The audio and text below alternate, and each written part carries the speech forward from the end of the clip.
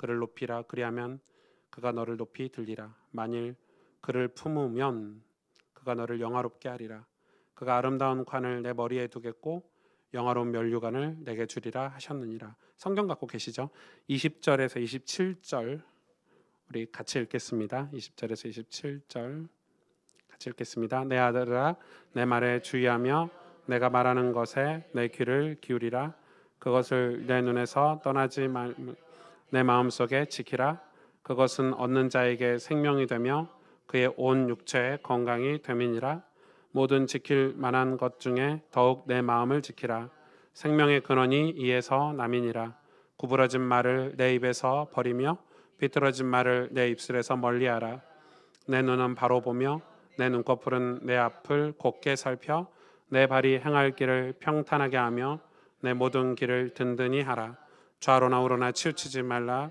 내 발에서 떠나게 말라. 아멘. 이 잠언 4장 23절은 제가 고등학교 때부터 이렇게 제 삶의 어떤 기준 되는 말씀으로 모든 지킬 만한 것 중에 더욱 내 마음을 지키라. 생명의 근원이 이에서 남이니라. 이게 되게 오랫동안 제가 이렇게 저의 성경 구절로 이렇게 가지고 있는 성경 구절 중에 하나입니다. 제가 이렇게 다이어리 같은 거 사면 이렇게 표지에다가 항상 적는 성경 구절이 몇 개 있는데 그 중에 하나인 거죠. 그래서 그런 성경 구절이고요. 오늘 이 잠언 4장 말씀을 조금 나누려고 하는데 오늘 예배 못 드릴 뻔했어요.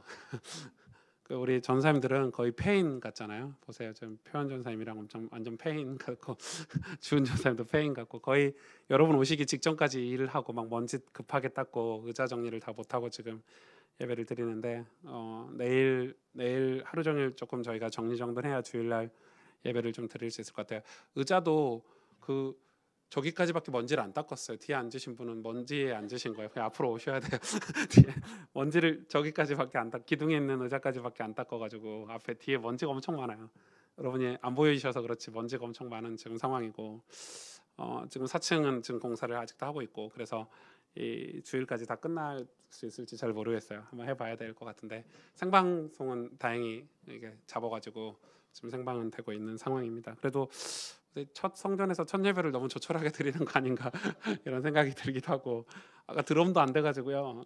직전까지 드럼도 겨우 되고 우리 뭐 목사님, 임 목사님이나 우리 교육자들은 거의 녹초가 돼가지고 지금 말씀도 하나도 안 들릴 것 같아요. 졸립죠. 너무 피곤하죠. 네.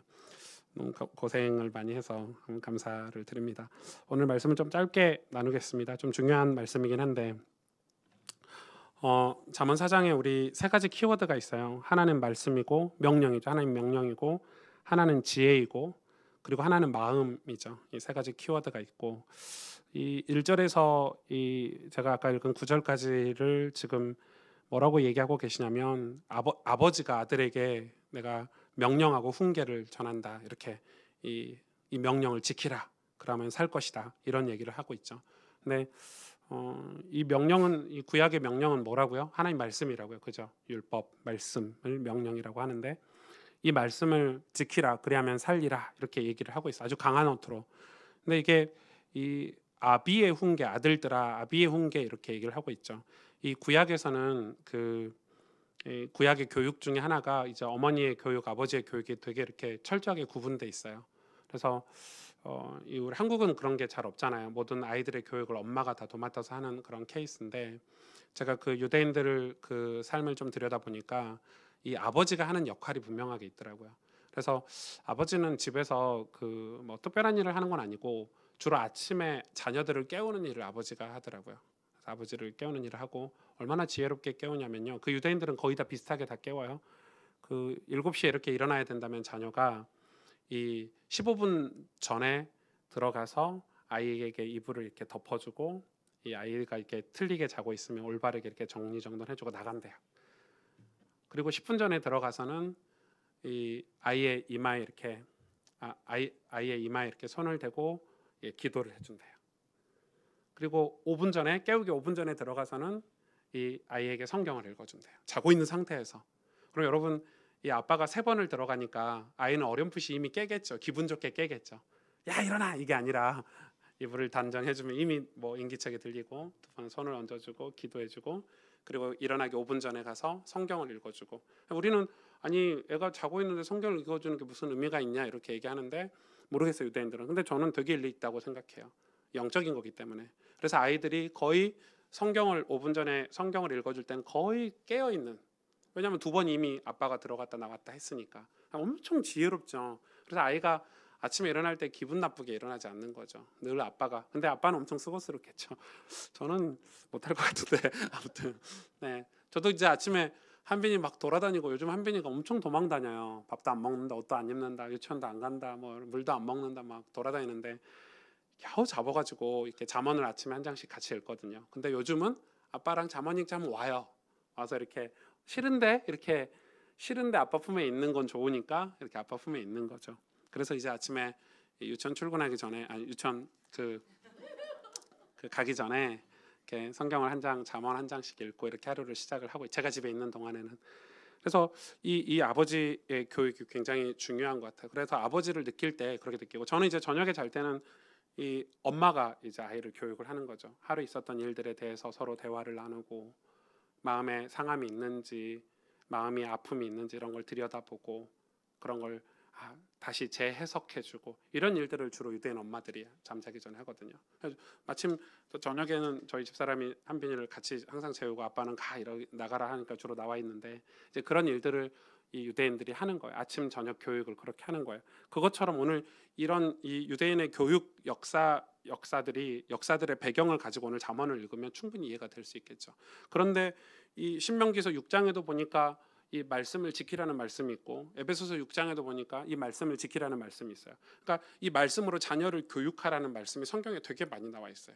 근데 우리가 이 말씀으로 자녀를 양육하라는 것은 단지 성경을 읽어주는 것도 포함이 돼 있겠지만, 사실은 뭐가 있죠? 더 정확히 얘기하자면 이 아버지가 이 말씀으로, 이 말씀의 가치나 기준으로 살았다는 거예요. 그래서 이 말씀으로 이 살았던 그 가르침, 그러니까 다윗이, 솔로몬의 아버지는 다윗이잖아요. 이 다윗이 하나님 말씀으로 살았던 게 솔로몬에게는 가르침이 된 거예요. 가르침이. 그래서 그 아버지가 얘기하는, 너는 하나님을 경외하고 살아야 돼, 하나님을 의지하고 살아야 돼, 이 말 한마디 한마디가 아멘, 네 하게 되는 삶이 되는 거죠. 사실은 그게 안 되고, 예를 들어서 뭐 제가 아침에 일어나가지고 성질 내고 막 화내고 뭐 집기 집어 던지면서 한빈아 잠언 읽자 와라 하면 말이 돼요? 안 되는 거예요. 근데 한국 사람들의 신앙은 그 이원론적인 신앙이 너무 강해요. 그래서 여러분, 제가 광주에서 사역할 때 우리 권사님들, 장로님들, 집사님들 보고는 그랬어요. 전도하러 돌아다니지 좀 마시라고, 집에 설거지부터 하시라고, 집에 가서 이불 좀 개시라고. 아무리 돌아다녀서 쓸모없다고. 내 삶이 안 되는데 복음이 어떻게 드러나요? 그거는 이 단기적으로 어떤 내 이익을 위해서 전도하는 거지, 하나님을 기쁘게 하고 하나님을 영화롭게 하는 전도는 아니에요. 그래서 내가 복음을 전한다 했을 때, 내 자녀들에게 복음을 전한다 했을 때, 내 자녀들은 내 삶이나 내 마음의 상태들을 다 알잖아요. 알아요. 아버지 자기는 똑바로 말은 못할 뿐이지 아빠는 똑바로 하지, 엄마는 똑바로 하지, 이렇게 되는 거예요. 그래서 우리가 이 말씀, 성경이 우리 삶의 가치관이 되는 삶을 살아내야 돼요. 그래야 명령할 수 있어요. 아들아, 너는 하나님 말씀으로 살아야 돼라고 명령할 수 있어요. 그리고 거기까지 도달하기까지는 하루 이틀 그렇게 살아서 될까요? 아니, 아빠가 아들에게 너 하나님을 경외하고 살았으면 좋겠어, 예 저도 아버지처럼 그렇게 살게요라고 그 아들이 받아들이는 입장이 될 때는, 그 아버지가 10년, 20년, 30년 그런 삶을 살았기 때문에 아들이 거부할 수 없는, 이해가 되시죠? 오늘 유대인은 그런 삶이 있는 거예요. 그런 전통과 문화가 성경 속에서. 그래서 우리가 아버지로서, 아버지 부모로서 우리가 신앙은, 이거는 단지 내 자녀에게만 해당되는 게 아니잖아요. 우리 직장에서나 우리 삶에서도 그렇겠죠.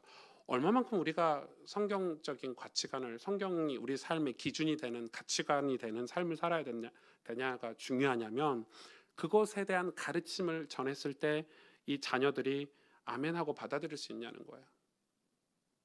그게 굉장히 중요하겠죠.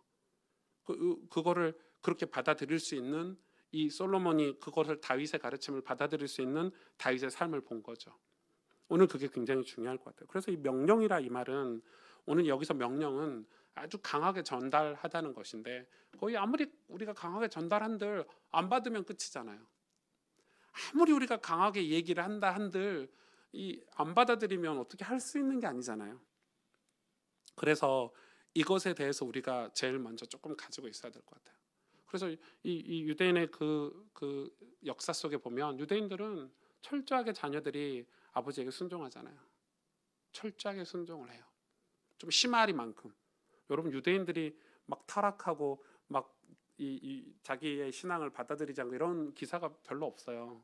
유대인들은 굉장히 심지어는 그들의 직업까지도 부모의 뜻대로 그렇게 할 만큼 유대인은 그런 문화가 있는 거. 그 말은 율법적이긴 하지만은 그런 삶을 부모들이 아버지가 살아낸 거예요.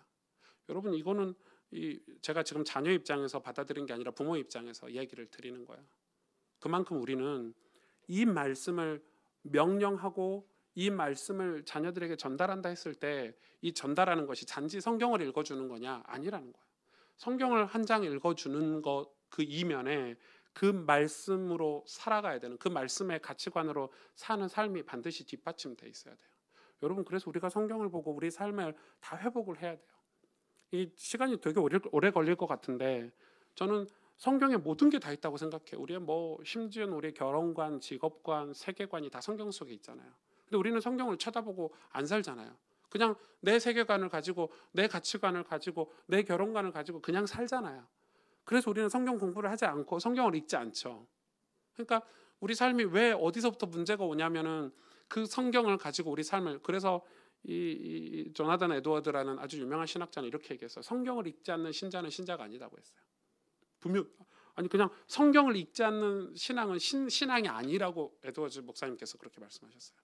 이 미국의 영적 대각성 운동을 한 에드워즈 목사님께서 성경을 읽지 않는 신앙은 여러분 그거는 지금 우리 한국교회 성도들이 얼마나 성경을 안 읽는지 그건 신자가 아니라는 거예요. 신자가 아니라는 거예요. 그만큼 왜냐하면 성경 속에 하나님께서 우리에게 삶을 올바르게 살아갈 수 있는 이 모든 것을 성경을 통해서 우리에게 주셨기 때문에 우리가 성경을 우리 자녀들에게 가르치기 앞서서 그런 삶의 전제들을 우리가 가지고 있어요. 이건 되게 오래 걸려요. 여러분 1년 2년을 살아야 될까요? 10년 20년을 살아야 되겠죠. 우리의 성경적인 가치관을 가지고 살기 위해서는. 그래서 그게 굉장히 중요하다는 거예요. 그러면서 오늘 이 다윗이 아들 이 솔로몬에게 뭘 명령을 했냐면 지혜를 버리지 말라. 지혜를 얻어라. 지혜를 네가 모은 모든 것을 가지고 지혜를 사라. 그리고 이 7절에 보세요. 지혜가 제일이니 지혜를 얻으라. 내가 얻은 모든 것을 가지고 명철을 얻어라. 그러면서 8절에 여기서 그는 지혜죠. 지혜를 높여라. 그리하면 지혜가 너를 높이 들리라. 만일 그를 품으면 지혜를 품으면 지혜가 너를 영화롭게 하리라. 이렇게 했어요. 9절에 그가 아름다운 관을 내 머리에 두겠고 뭐가요? 지혜가요. 그리고 영화로운 면류관을 내게 주리라. 이렇게 얘기했어요. 그래서 이거를 이 다윗이 자녀에게 뭘 명령했냐면 이 지혜를 얻기 위해서 최선을 다해라. 이렇게 명령을 했어요. 여러분 여기서 지혜는 뭐죠? 단지 우리가 생각하는 이 세상에서 얘기하는 그런 지혜, 지식인가요? 아니죠. 여기서 지혜는 하나님을 아는 지혜를 얘기하죠. 하나님을 경외하는 것. 저는 오늘 시간이 없으니까요. 제가 지금 주일날 창세기를 가지고 여러분한테 이런 부분을 설명을 하고 있으니까 패스하고 이 성경에서 이야기하는 큰 이 지혜에 대한 세 가지는 하나님을 경외하는 거예요. 하나님을 알면 경외하게 되거든요. 하나님을 모르니까 경외를 하지 않는 거예요. 그 지혜를 얘기하고 또 하나는 무슨 지혜를 성경에서 이야기하고 있죠. 로마서에 보니까 내가 죄인임을 깨닫는 지혜를 얘기해요. 인간이 그 지혜가 없어서 망하잖아요. 내가 죄인이라는 걸 모르니까 그 지혜가 없어서 망하는 거예요. 내가 죄인이라는 걸 깨닫지 못하면 예수님이 필요가 없잖아요. 복음이 필요고 십자가가 필요가 없어요. 그래서 내가 죄인이라는 걸 깨닫는 것이 지혜 중에 하나예요. 그리고 또 하나 지혜를 얘기하고 있죠. 하나님께서 명령하신 거 다른 사람을 내 이웃을 사랑하는 거예요. 사랑하는 거예요. 그걸 지혜라고 얘기하고 있어요. 베풀고 나누는 걸 지혜라고. 그래서 성경이 얘기해요. 베풀고 나누고 사랑하는데 그게 다시 다 너에게 돌아올 것이다. 근데 우리는 그것에 대해서 굉장히 이 성경이 이야기하는 그런 지혜로운 삶에 대한 가치관을 굉장히 우리가 잘 이해가 안 되죠. 우리가 살아왔던 삶의 그런 기준과 세상의 그 가치관으로는 이해가 안 되죠. 주로 성경이 이야기하는 지혜는 세 가지 지혜를 얘기를 해요. 하나님을 경외하는 것, 그리고 내가 죄인임을 깨닫는 것, 그리고 내가 다른 사람에게 나누고 베풀고 사랑하는 거. 엄청난 지혜로 성경은 설명을 하고 있어요. 그래서 다윗이 이것을 솔로몬에게 명령으로 얘기했어요. 네가 지혜를 얻어야 된다. 지혜를 얻어야 네가 살 수 있다. 지혜를 가져야 네 가진 모든 것을 다 가지고 이 지혜를 살아. 네 모든 재산을 다 가지고 네가 가진 모든 걸 가지고 이 지혜를 하라는 거예요. 그러니까 여러분 이게 얼마만큼 중요하겠어요? 이게 얼마만큼 중요하겠냐고요. 저는 이게 요즘 제가 이제 나이가 들어서 그런지 모르겠는데 요즘 들어서 지혜가 굉장히 중요하구나 이런 생각이 들어요. 왜냐하면은 그간 저의 삶을 인도해 오신 하나님의 그런 말씀과 하나님의 역사들을 제가 경험하고 나니까 맞아. 하나님 살아계시지. 그래서 하나님 앞에서 했던 일들이 결코 헛되지 않구나라는 거를 지금 경험하고 있잖아요, 제가. 그러니까 그게 지혜인 거예요. 그래서 사람들이 이 하나님이 누군지를 모르니까 이 종교적인 신앙생활을 자꾸 한단 말이에요. 근데 여러분 그건 진짜 불쌍하죠. 아무리 성령의 역사를 막 기도해도 그런 감정과 그런 감동이 없으면 늘 종교적인 어떤 회심만 가지고 교회에서 종교적인 발언을 하고 이성적인 신앙생활을 추구한단 말이에요. 그런데 성경은 그렇게 얘기하고 있어요. 하나님을 경외하고 예배하는 것, 내가 죄인임을 깨닫고 다른 사람을 사랑하는 어떤 그 하늘나라의 하나님 나라의 그런 신비로운 비밀을 지혜로 얻고 그걸 위해서 너의 인생을 다 들여서라도 그걸 얻어야 된다. 왜냐하면 그게 너를 높일 것이고 그게 너에게 멸류관을 줄 것이고 그것이 너를 영화롭게 하겠다. 이렇게 얘기한단 말이에요. 이거 엄청나게 영적인 얘기죠. 지금 영적인 얘기죠. 그 이번 주에 이슈가 됐죠. 아인슈타인의 편지를 발견했는데 아인슈타인의 편지에 그가 자기 스스로 영지주의자다. 왜냐하면은 십자가 사건도 믿지 못하겠고 부활도 믿지 못하겠고 영적인 세계도 믿지 못하겠다. 그래서 철저하게 나는 영지주의자다. 뭐 그 당시로 지금 영지주의자는 신앙이 있는 사람들 중에 영지주의자가 있지만은 그 당시 영지주의자는 완전히 큰일 날 사람이죠. 그러니까 아인슈타인이 굉장히 신실한 크리스찬인 줄 알았는데 그가 편지에 나는 크리스찬이 아니다. 나는 하나님의 세계를 믿지 못한다 이렇게 기록하고 있어요. 그랬더니 인터넷에 그 편지가 공개되니까 아니나 다를까 이제 인터넷에 봐라 하나님이 어디 계시냐 뭐 이러면서 이 도대체 영적인 세계가 없냐? 지금 다 저거 다 인간이 만들어낸 거다. 교회 다 만들어낸 거다. 안 그래도 목사들이 욕 먹어가지고요. 교회가 한국 교회 욕 먹고 있어가지고 다 만들어낸 거다. 막 이렇게 다 썼어요. 여러분 그런 시대가 왔죠. 뭐 주일날 제가 설교를 자세히 하겠지만은 지금은 프레임 전쟁 시대예요. 프레임끼리 싸우고 있어요. 정치도 프레임이죠. 프레임에 걸려버리면 무너져 버려요. 프레임 뭐 이런 프레임을 기자들이 만들어서 냈잖아요. 모든 기자 댓글에 그러나 최순실은 이런. 사람들이 아무리 좋은 일을 해도 대통령께서 그러나 최순실은 의문을 계속 가지게 그게 프레임 전쟁이거든요. 그래서 그런 팀들이 엄청나게 많이 생겼어요. 세상에 지금 완전 프레임 전쟁 시대에 접어들었어요. 그래 프레임을 짜요. 저 사람은 깨끗하다는 프레임을 딱 걸어버리면 아무리 나쁜 짓을 해도 깨끗한 사람이 되는 거예요. 그러니까 프레임이거든요. 그래서 지금 여러분 세상이 이 프레임 전쟁을 하고 있는 거예요. 그래서 이 당시에도 마찬가지예요. 왜냐하면은 영적인 세계가 없다. 하나님이 안 계신다. 교회는 나쁜 곳이야. 교회는 이 부패했어. 썩었어. 뭐 이런 식으로 프레임을 딱 걸어버렸어요. 마치 모든 목사가 다 타락한 것처럼. 여러분 모든 목사가 타락하지 않았어요. 그리고 마치 교회가 더 우리가 교회를 가서 당연히 교회는 죄인들이 모이는 곳이기 때문에 교회 안에서 많은 성령의 역사가 일어나서 누군가는 구원의 역사들이 계속 일어나고 있는 공간이 교회인데 이 교회 자체가 구원이 없는 것처럼 프레임을 계속 걸어서 공격을 하고 있죠. 그래서 마치 이제는 우리가 복음을 전해도 그건 거짓말이야. 십자가 사건을 이야기해줘도 그건 말도 안 돼. 요즘 같은 시대에 십자가 사건이 이 복음 전하는 게 굉장히 어려운 시대가 됐어요. 프레임을 그렇게 걸어버려요. 계속. 여러분 기자들이 세상의 그런 이 가치관들이 프레임 전쟁을 지금 하고 있어요. 그래서 그걸 교회에다가 딱 걸어버렸어요. 다 그렇지 않는데 그런 것처럼 여러분 그렇기 때문에 뭐가 필요하냐면 우리에게는 엄청난 지혜가 필요해요. 근데 이 지혜는 우리가 어떻게 얻을 수 있죠? 여러분 성경을 읽으셔야 돼요. 하나님의 말씀을 읽으셔야 돼요. 그래서 우리가 이 프레임에 속지 않고 프레임에 갇히지 않고 하나님 나라의 비밀들을 하나님께서 지금도 베풀고 계시는 구원의 역사들을 우리가 지혜로 얻어야 돼요. 안 그러면 딱 갇혀버려요.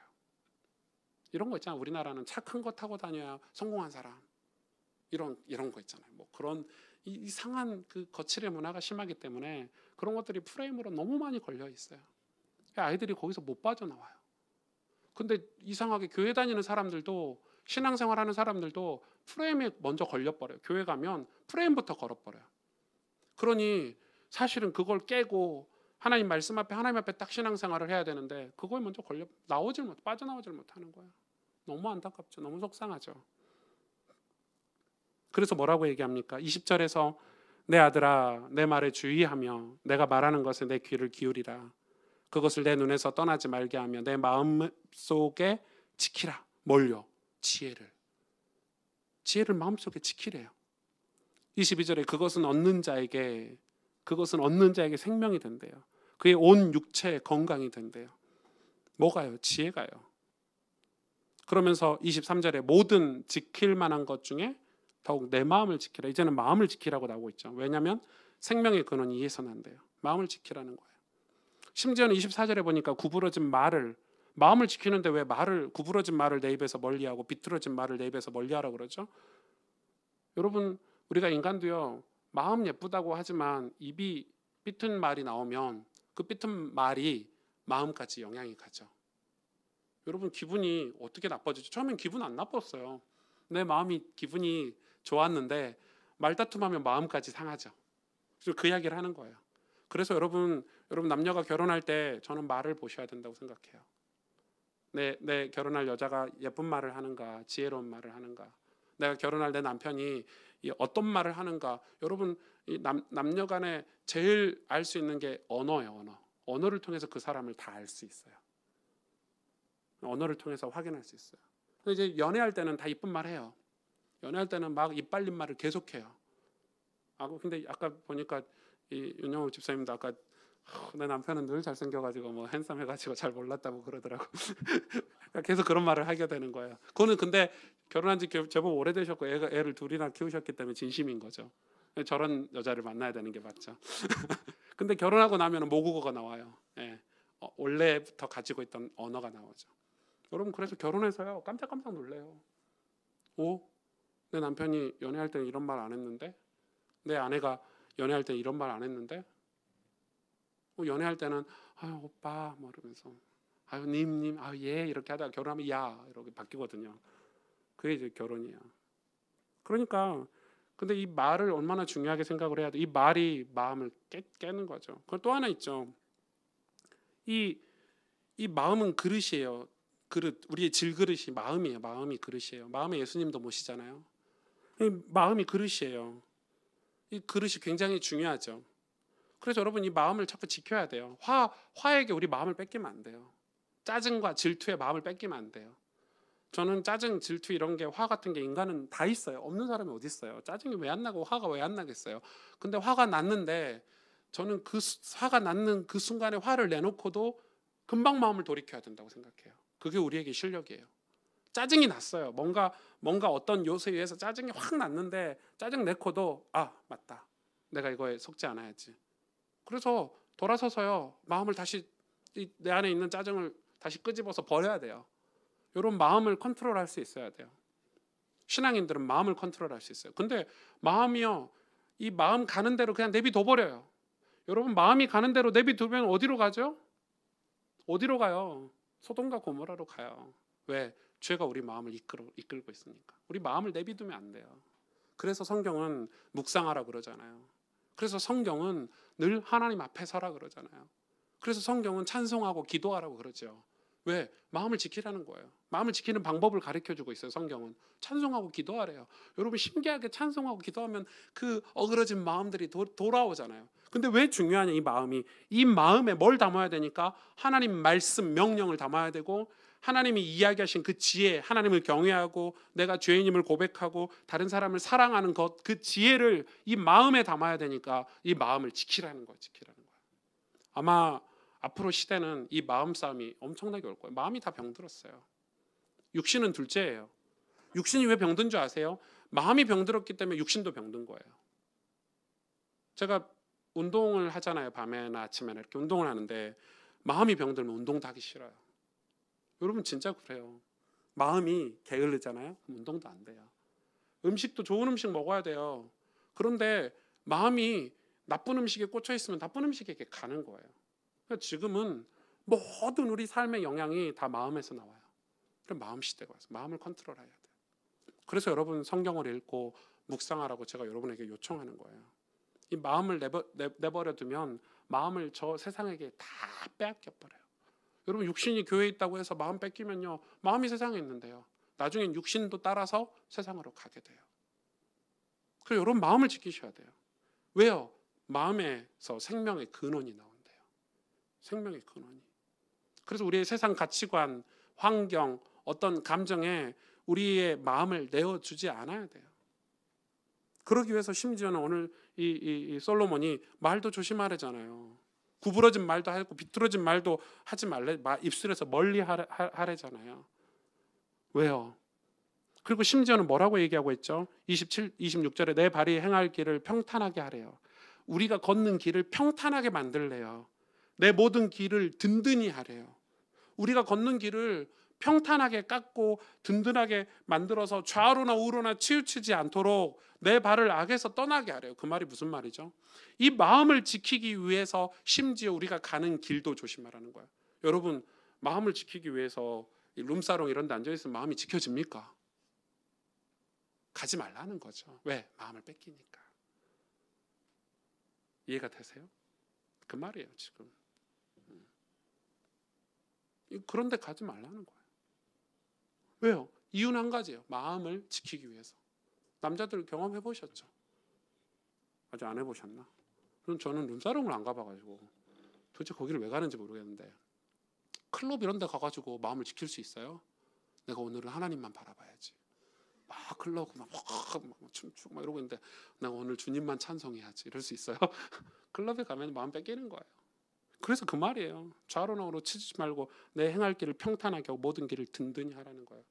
우리가 어떤 길을 걸어가는 거냐도 중요해요. 이거는 이런 것도 있죠. 아침에 일어나서 성경 읽냐 안 읽냐도 길이 달라요. 아침에 일어나서 성경 한 장 읽는 길과 그냥 하루를 사는 길은 조금 천지 차이예요. 천지 차이예요. 1년이면 365장, 10년이면 3650장. 여러분 10년만 성경을 아침에 하루에 한 장, 3650장 차이의 인생의 차이가 벌어져 버리는 거예요. 잘 감이 안 오시죠? 얼마나 성경 읽는 게 중요한 건지. 그래서 지금 이 다윗이 이 솔로몬에게 지금 뭘 얘기해서 명령하고 갔어요. 솔로몬이 그걸 다 지켰어요? 못 지켰어요. 명령했는데도 못 지켰다니까. 마음을 지켰어요? 마음 못 지켰어요. 그래서 후회했잖아요. 전도서에. 솔로몬은 전도서에 후회서거든. 후회서. 내 인생 그렇게 못 살았기 때문에. 그래서 오늘 하나님이 이 말씀 성경을 가지고 잠언 말씀을 가지고 저와 여러분에게 또 얘기해 주는 거예요. 지금 제가 이 성경 안에 있는 내용이나 복음의 내용을 지금 설교하는 게 아니에요. 잠언서는. 그걸 담기 위한 어떤 우리의 그릇을 준비를 해야 돼요. 여러분, 그러려면 우리 삶의 길을 만들어야 돼요. 매뉴얼이라 그러죠. 청사진이라 그러죠. 여러분 늘 생각만 하고 살지 말고 실제로 내가 걸어가는 길을 만들어야 돼요. 구부러진 길을 평탄하게 해야 돼요. 구부러진 길이 뭐예요? 아침에 성경 안 읽고 사는 삶이에요. 여러분 화가 나면 화를 내는 삶이에요. 그게 구부러진 삶이에요. 평탄한 삶은 어떤 삶이에요? 내 앞길을 곧게 살피고 내 모든 길을 든든히 하라는 게 뭐 어떤 삶이에요? 여러분 그런 길을 우리 인생에 보이지 않는 길을 만들어야 돼요. 오승주 목사가 걸어가는 길을 만들면서 가야 되는 거예요. 근데 그게 길이 만들어져요? 쉽게? 쉽지 않아요. 그걸 습관으로 만들고 그걸 내 삶의 가치관으로 만들기 위해서는 오랜 시간. 여러분 진짜 실력 있는 사람은 매일 하는 사람이에요. 매일 하는 사람을 못 이겨요. 말로 아무리 떠들어도 그건 능력이 아니에요. 매일 하는 사람 못 이겨요. 그럼 제가 간증을 진짜 많이 하잖아요. 저는 공고 나왔어요. 공고. 예수님도 늦게 믿었어요. 고등학교 때 믿었어요. 저희 집은 다 불신자 가정이에요. 제가 할 수 있는 게 아무것도 없어요. 성경 읽는 거하고 독서하는 거하고 기도하는 거하고 세 가지밖에 한 게 없어요. 근데 그것도 매일 하니까 능력이 되더라고요. 매일 하니까 능숙하게 되더라고요. 그걸 지금 한 25년 하다 보니까 묵상 일기도요. 글 쓰는 것도 매일 쓰다 보니까 이제는 글 쓰는 게요, 그냥 컴퓨터 앞에 앉아서 성경 읽고 묵상하고 글 써내는 게 너무 수월해요. 늘 묵상하니까 보는 눈이 달라요. 사람들하고 대화해서 해석하는 게 달라요. 왜요? 매일 하니까 그게 실력이 되는 거예요. 제가 실력이 있어요? 없어요. 그래서 제가 한 가지 후회하는 거 있어요. 영어 공부를 좀 매일 할 걸. 이건 후회는 좀 해요. 영어 공부를 매일 못했어. 그걸 매일 하면 되는 거구나라는 걸 알겠는 거예요 이제. 그래서 지금 이제 또 하는 거예요. 또 책 샀어요. 이제 해보려고. 그래서 60대 때는 좀 이렇게 영어로 좀 다녀보려고 지금이라도 해도 되겠다 싶은 생각이 드는 거예요. 그만큼 매일 하는 걸 본 얘기예요. 근데 우리는 그걸 하찮게 생각하잖아요. 사소하게 생각해요. 왜? 한꺼번에. 우리 한국 사람들 특징이에요. 한탕주의, 대박 정신, 한 방에 하는 거 결코 옳지 않아요. 그런 데는 역사가 그거는 긴급하고 뭔가 특별한 일이 있을 때 그렇게 하는 거예요. 그래서 한국 사람들은 병원에 건강검진 받으러 가면 의사가 그러잖아요. 선생님은 지금 이 당 치수가 높아서 좀 위험하다고, 당을 좀 낮추고 건강도 하고 몸무게도 빼고 이렇게 얘기하죠. 한 사람도 나오면서 뭐라고 그러는 줄 아세요? 아직 당뇨는 아니네. 그리고 당뇨 오면 그때 운동 시작하고 음식 조절 시작하고 그 이야기해요. 병원 가면 선생님은 약간 그 암이 생길 만한 체질이라서 이렇게 생활하시라고 그러면 나오면서 그런 데잖아요. 남자들이 담배 탁 피면서 나오면서 뭐 아직은 암이 아니잖아. 이런 식이요. 그래서 이제 암 걸려 가지고 그때 치료하는데 이미 늦죠. 5년밖에 못 살잖아요. 살고 죽는 거 하나님 손에 있지만, 여러분 우리가 오늘 이 지혜, 이 하나님 말씀과 지혜를 우리 마음에 담아요. 근데 이 마음이 가는 길을 만들어야 돼요. 마음이 가는 길을 만들어야 돼요. 우리 삶에. 여러분 지금부터 시작하셔야 돼요. 길을 만들어야 돼요. 그렇죠? 아침에 일어나면 어떻게 생활하세요? 여러분 회사 가면 하루를 시작을 어떻게 하세요? 막 번주하고 정신 없습니까? 이미 그런 길이 아닌 거예요. 그래서 아침에 일어나면 최소한 아침에 딱 일어났을 때 하나님 앞에 무릎 꿇고, 하나님 오늘 하루를 시작하게 해주셔서 감사합니다. 이렇게 시작은 할 수 있어야 되죠. 그럼 마음에 여유가 없어요. 왜? 그런 길이 안 닦여진 거예요. 그래서 구불구불한 길인 거예요. 치우치는 길인 거예요. 또 내 마음을 빼앗기는 길인 거예요. 그래서 내 마음을 지키고 내 마음을 하나님 앞으로 가서 하나님 말씀을 담고 지혜를 담을 수 있는 그런 그릇으로 만드는 그런 신앙생활을 시작을 해야 돼요. 오늘 지금 성경이 그 이야기를 하는 거예요. 그걸 돈 주고 사라는 거예요. 돈 주고 너의 모든 것을 갖다 주고 사라는 거예요. 하나님이 실제 그렇게 하세요. 사랑하는 사람에게 재산 다 잃어서 지혜를 얻게 하시잖아요. 건강 다 빼으시고 지혜를 주시잖아요. 신앙의 지혜를. 그렇게 우리가 할 필요가 없는 거예요. 왜냐하면 지금 우리가 젊을 때 그런 지혜로운 삶을, 우리 마음을 지키는 삶을 지금부터 살아내야 돼요. 그래서 여러분 자꾸 죄와도 싸워야 돼요. 왜냐하면 죄가 반복되면요 습관이 되고, 죄가 습관이 되면 나중에 죄가 우리 삶을 컨트롤해 버려요. 못 빠져나와요. 못 빠져나와요. 제 교회 후배예요. 목사는 아닌데 교회 후배 중에 제가 아직도 기억나요. 고등학교 때 담배를 피고 있는 거예요. 나쁜 친구들하고. 제가 왜 담배를 왜 피우냐, 신앙도 괜찮은 애가 내가 이거 호기심에 한번 피워보는 거라고. 지금도 펴요. 25년째 한번 피기 시작했는데 못 빠져나오는 거예요. 그래서 해년마다 연초마다 나한테 카톡 오잖아요. 형님 잘 사시죠? 너무 올해 기도 제목이 뭐냐? 올해 담배 끊는 거예요. 이게 25년째 문자 와요. 나중엔 지금 제가 담배 얘기를 했지, 그런 습관이 돼버리는 거예요. 여러분 집 청소도 그렇고 설거지도 그렇고 아주 사소한 걸 제가 말도 그렇잖아요. 말 함부로 하는 게 습관이 돼버렸어요. 못 고쳐요. 그래서 우리는 그걸 두고 싸워야 되는. 오늘 이야기하잖아요. 싸우라고. 같이 기도하겠습니다.